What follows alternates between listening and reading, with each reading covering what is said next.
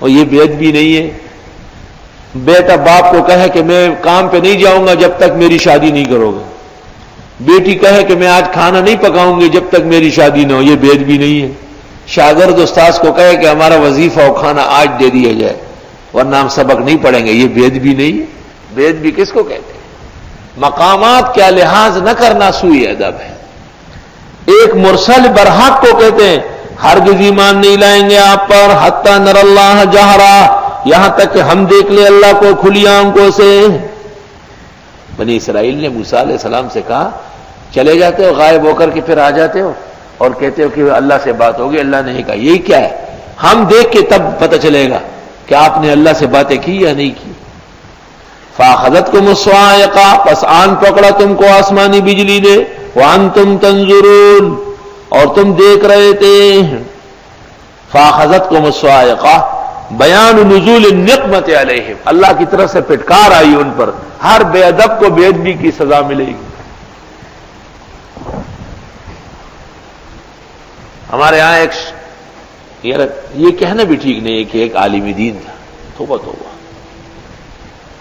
ان کے اولاد اور ان کے ماننے والے ان کو بہت زیادہ ناکار الفاظ سے یاد کرتے تھے۔ تو میں نے اپنے استاد سے پوچھا کہ یہ ایسا کیوں ہے؟ یہ تو دیوبند کے بڑے عالم ہیں، تو انہوں نے کہا ہمارے ایک استاد پڑھاتے تھے تو کسی دن اس نے کہا ہوگا کہ تم بھی بدھو ہو اور میں بھی بدھو ہوں، تو اس نے کہا تم بدھو ہوں گے ہم بدھو نہیں ہیں، بس وہ قیامت تک کے لیے بدھو ہو گئے۔ ان کا ایک بیٹا تھا اسکول میں ٹیچر تھا، تو وہ کہتے یار تم لوگ بڑے پاگل ہو، اس پاگل سے ملنے آتے، باپ کو کہتے ہیں پاگل۔ بے ادبی کی سزا تو بے ادبی ہے۔ آپ اپنے بزرگ اور اپنے مشائخ سے صحیح طرح ملے تو شاگرد آپ کے سامنے بچیں گے۔ کیکر کے درخت سے کسی نے شاہتوت نہیں کھایا کہ آپ خود تو بے ادبیاں کرے اور پھر دوسروں سے توقع کرے کہ لوگ آپ کے آداب بجا لائے۔ ای خیالست و محالست جنو ثم بعثناکم من بعد موتکم، پھر اٹھایا ہم نے تم کو تمہارے مرنے کے بعد، لعلکم تشکرون، تمہیں شکر کرنا چاہیے۔ واقعہ تفصیل سے اپنی جگہ آ رہا ہے۔ موسیٰ علیہ السلام ان کو لے کے گئے اور اللہ تعالیٰ کی طرف سے کلام شروع ہوا۔ انہوں نے کہا نہیں ہم اللہ کو آنکھوں سے دیکھنا چاہتے ہیں، اور دنیا کے اندر دنیا کی آنکھوں سے اللہ کو دیکھنا یہ ناممکن ہے۔ قیامت کے دن اور جنت میں اللہ ایمان والوں کو دیدار کرائے گا۔ تو اس بے ادبی پر سزا آ گئی، ایک آسمانی بجلی نازل ہوئی اور یہ سب کے سب بے ہوش ہو کے گر گئے۔ موسیٰ علیہ السلام نے حق تعالیٰ کے سامنے نیازمندی کی اور دعا فرمائی کہ مولا کریم میں تو ان کو تصدیق و تطمین کے لیے لائے تھے، تو بات اور بگڑ گئی، پیچھے ہزاروں لوگ سرکش ہو جائیں گے۔ اللہ تعالیٰ نے حضرت موسیٰ علیہ السلام کی دعا قبول فرمائی، ان کو دوبارہ جگایا، اٹھایا۔ وَظَلَّلْنَا عَلَيْكُمُ الْغَمَامَ، آٹھویں نعمت گنتے رہو، اور ہم نے صاحبان بنایا تم پر بادلوں کا۔ بنی اسرائیل فرعون سے بچ نکلے تو چلتے گئے، سخت گرمی تھی، تپش، دھوپ، گرمی کا موسم، پیاس اور بھوک سے نڈال۔ حضرت موسیٰ نے دعا فرمائی تو جب یہ چلنے لگے تو اوپر بادل منڈلا گئے اور رک گئے، بالکل جیسے کسی نے چھپر بنایا۔ کتنے بڑے لاڈلے۔ وَظَلَّلْنَا عَلَيْكُمُ الْغَمَامَ، ہم نے چھاؤ بنایا تمہارے اوپر بادلوں کا۔ وَأَنزَلْنَا عَلَيْكُمُ الْمَنَّ وَالسَّلْوَىٰ، اور ہم نے اتارا تمہارے لیے من و سلوا۔ من شیرین چیز کو کہتے ہیں اور سلوا ترش۔ من جیسے زردہ اور سلوا جیسے بریانی، تو میمن کہتے ہیں ان کے ہاں، بعض میمنوں کے ہاں عادت ہے کہ میٹھا پہلے ہوتا ہے اور پھیکا بعد میں۔ وہ کہتے ہیں دیکھو من و سلوا، من پہلے سلوا بعد میں۔ سورۃ مریم میں اس کا جواب ہے۔ جواب اس طرح ہے کہ اللہ تعالیٰ نے فرمایا ہے کہ مریم کے لیے پانی کا چشمہ پہلے حاضر ہوا اور کھجوریں بعد میں گری، لیکن جب وقت آ گیا استعمال کا تو فرمایا کلی وشربی، کھاؤ پہلے اور پیو بعد میں۔ یعنی زردہ پہلے تیار کرو، بریانی بعد میں، لیکن کھاؤ پہلے بریانی اور پھر زردہ، کیونکہ کھانے کے بعد میٹھی چیز زود ہضم ہے. کان رسول اللہ صلی اللہ علیہ وسلم یحب الحلوہ والعسل. حضرت صلی اللہ علیہ وسلم کو حلوہ اور شہد پسند تھی.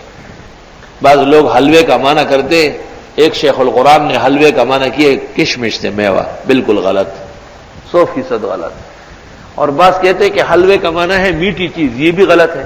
میٹھے کو حلو کہتے ہیں، حلوہ نہیں کہتے ہیں. حلوہ تو حلوہ ہی ہے معروف. جیسے آپ شہد کا ترجمہ اصل کا کر لے فانٹے سے، آئس کریم سے، تو یہ کوئی تفسیر ہے کیا؟ یہ تو تحریف ہے.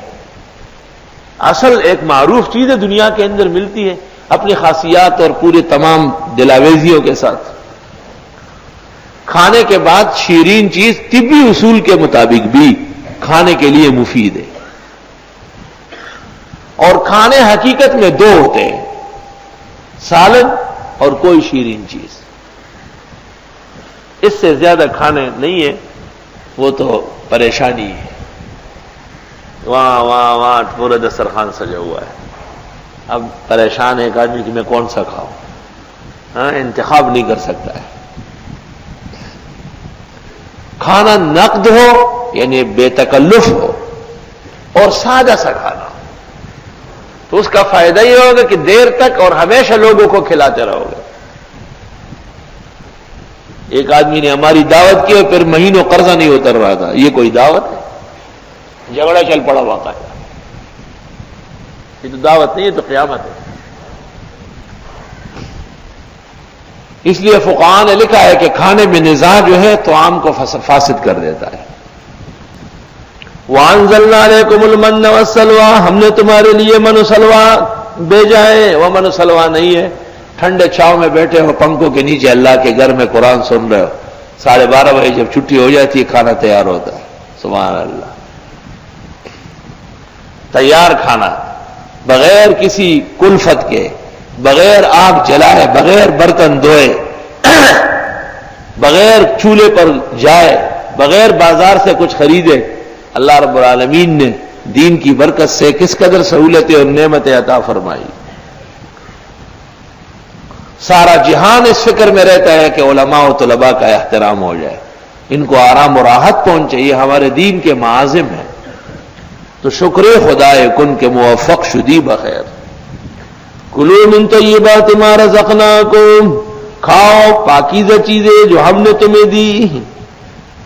وما ظلمونا، انہوں نے ہمارا کچھ نہیں بگاڑا، ولکن کانوا انفسهم یظلمون، یہ خود ہی ظلم کرنے لگے ہیں.